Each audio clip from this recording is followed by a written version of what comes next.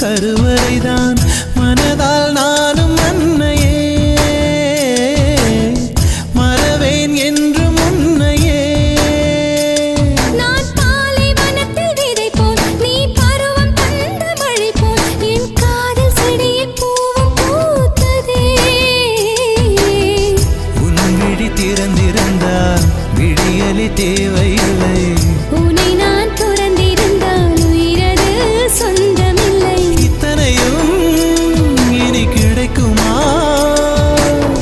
கிடைக்கும் கிடைக்கும் நான் கூட சொல்கிறேன் அழகே பிரம்மனிடம் மனு கொடுக்க போயிருந்தேன் நீ என் மனைவியாக வேண்டும்